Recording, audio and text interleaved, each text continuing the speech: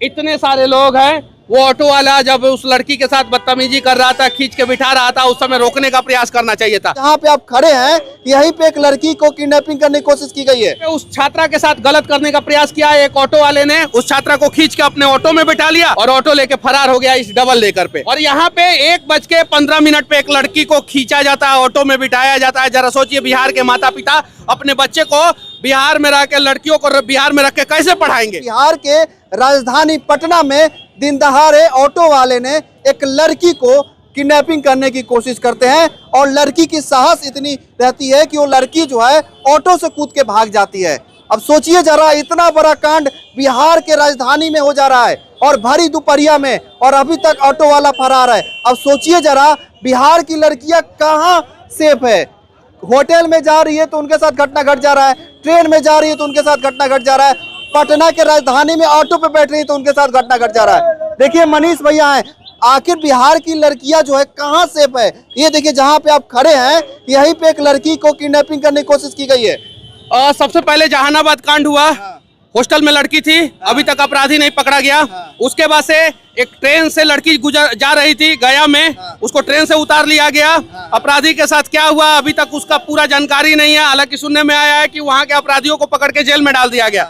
उसके बाद से एक पॉलिटेक्निक की छात्रा एग्जाम देने आई थी पटना में, अपने पिता के साथ होटल में रुकी हुई थी। रात में उसके साथ क्या हुआ बताने की जरूरत नहीं है, सारा बिहार जानता है। और अब सुनने में आ रहा, मगध महिला कॉलेज यहाँ से सिर्फ और सिर्फ 200 मीटर की दूरी पे है, और उसी कॉलेज की एक छात्रा थी जो 6th सेमेस्टर में थी और बीएन कॉलेज में उसका एग्जाम पड़ा था। बीएन कॉलेज में एग्जाम देने आई थी और 1:15 पे उस छात्रा के साथ गलत करने का प्रयास किया। एक ऑटो वाले ने उस छात्रा को खींच के अपने ऑटो में बिठा लिया और कैसे खींचा, 100 रुपया गिरा दिया। और पैसा गिराने के बाद उसकी दो सहेली से बोला कि देखिए ना शायद आपका पैसा गिरा हुआ है।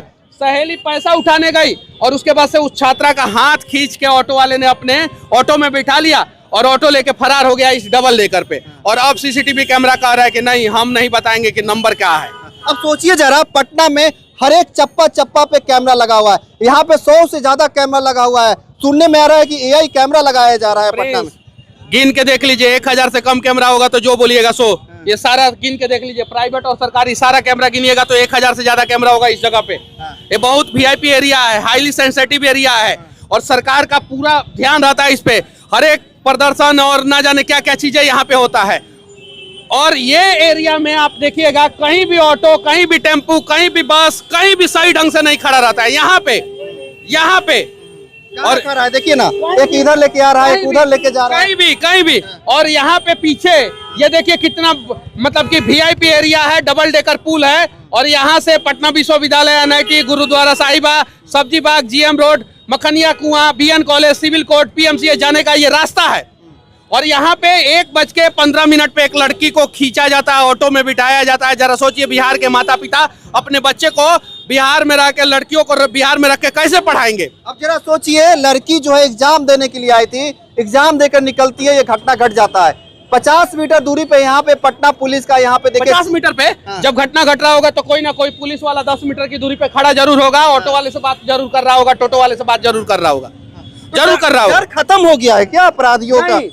वो अपराधी नहीं थे, वो स्मैकियर थे, नशेड़ी थे। अपराधी को पता रहता कि भाई ऑटो से तो लड़की को किडनैप करके लेके भाग नहीं सकते पटना में, कहीं नहीं तो कहीं जाम में फंसिए जाएंगे। वो उनका ब्रेन नहीं काम करता है। जो स्मैकियर रहते हैं, जो इंजेक्शन मार लेते हैं ना, उनका नहीं काम करता है। और इंजेक्शन मारने के बाद वो लोग रेप की घटनाओं को अंजाम दे रहे हैं।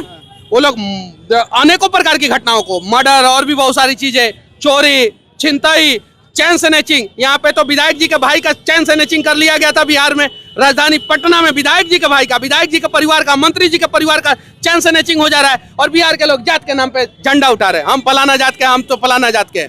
ये समस्या है बिहार का। इनको अपनी बेटियों के बारे में, अपनी बहन के बारे में, अपने परिवार के बारे में ज्यादा चिंता नहीं है, इनको अपने जात के नेता के बारे में ज्यादा चिंता है। सही बात, हाँ। ये समस्या है बिहार का, ये सबसे बड़ी समस्या है बिहार का। इन लोगों को अपने अपने जात का नेता का चिंता होगा। इन लोगों को हम गारंटी देते हैं, इनमें जितने लोग खड़े हैं किसी को इस घटना के बारे में पता नहीं होगा। आपको पता है? सच बोलिएगा। नहीं पता था। आपको पता है? नहीं, किसी को नहीं पता है। आपको पता है? नहीं। इतनी बड़ी घटना है। नेता कौन कौन है, नाम बता देंगे? नहीं मालूम, हम नहीं मालूम है। देखिए, हम तो नहीं पूछ सकते, बट ये सच्चाई है कि बिहार में लोग जाति देखकर वोट देते हैं। किसी के बहन के साथ गलत हो सकता है, किसी की बेटी के साथ गलत हो सकता है, किसी की बीवी के साथ गलत हो सकता है, किसी की मामी के साथ, चाची के साथ, बुआ के साथ, किसी के साथ गलत हो सकता है, मौसी के साथ, किसी के साथ गलत हो सकता है। अरे बिहार की बहन बेटियों को सुरक्षित करने की जरूरत है, और ये सुरक्षित बिहार की बहन बेटियां तब होगी जब सभी लोग बिहार का झंडा उठाएंगे, जात का झंडा नहीं उठाएंगे। सरकार को पता है, अपराधी का जात बता दिया जाता है। जब भी कोई घटना होता है अपराधी का जात बता दिया जाता है, होटल मालिक का जात बता दिया जाता है, हॉस्टल मालिक का जात बता दिया जाता है, हॉस्पिटल मालिक का जात बता दिया जाता है। जात के लोग झंडा उठा लेते हैं और उसके बाद से अपराधी बच जाता है। हर घटना में यही हुआ है, हर घटना में यही हुआ है, हर घटना में। और गलती से अगर सेम जात का अगर अपराधी हो और सेम जात का अगर पीड़ित हो तो फिर उस घटना में सब लोग मिलजुल के आवाज उठाते हैं। ये बिहार की सच्चाई है। इतने सारे लोग हैं, वो ऑटो वाला जब उस लड़की के साथ बदतमीजी कर रहा था, खींच के बिठा रहा था, उस समय रोकने का प्रयास करना चाहिए था।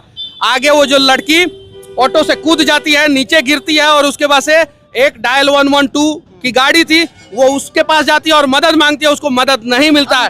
भाग के आती है लड़की, गांधी मैदान थाना में जाती है, और अभी तक गांधी मैदान थाना ने 3 दिन से यह भी नहीं पता किया है कि ऑटो का नंबर क्या था। अगर कोई ऑटो वाला आके यहाँ पे ब्लास्ट करके चला जाए तो 3 दिन तक आप ऐसे ही बैठे रहिएगा, ऑटो का नंबर तक पता नहीं कीजिएगा। एक लड़की को किडनैपिंग करने का प्रयास किया गया, अजीमाबाद की लड़की थी, अजीमाबाद की लड़की थी, सुनने में आ रहा अजीमाबाद की लड़की। हाँ, तो अजीमाबाद की लड़की के लिए क्यों नहीं अजीमाबाद के लोग आवाज उठा रहे हैं? उठाना चाहिए कि नहीं उठाना चाहिए? यहाँ पे तो ओवैसी का झंडा उठा लेंगे, यहाँ पे अलग अलग जाति और अलग अलग धर्म का झंडा उठा लेंगे, लेकिन अपनी बहन बेटी के साथ गलत होगा, बिहारी के साथ गलत होगा तो कोई झंडा नहीं उठाता है और बिहारी का मदद करने नहीं आता है। और बिहारी बिहार में भी परेशान है, बिहारी बिहार से बाहर भी परेशान है, दोनों जगह परेशान है। कहीं भी बाहर कुछ होता है तो बिहारी ही मरते हैं, बाहर अंदर दोनों जगह बिहारी ही परेशान है। और पूछिए ना उसना चावल मिलता है कि नहीं कोटा में 5 किलो, सबको पता है मिलता है। लेकिन 5 बेटी के साथ गलत हुआ है, गलत हुआ है। इस पे चर्चा होना चाहिए था, इस पे कवरेज होना चाहिए था, इस घटना को बताया जाना चाहिए था। गांधी मैदान में ऐसा गलत हो गया है, और जो वो बोर्ड लगा हुआ है ना सामने पीछे, वहीं पे लड़की बैठी और ऊपर ऑटो वाले लेके गए थे, लेके भाग रहे थे। म्यूजिक बढ़ा दिया जाता है, और जब लड़की चिल्लाना शुरू करती है तो ऑटो का म्यूजिक बढ़ा दिया जाता है।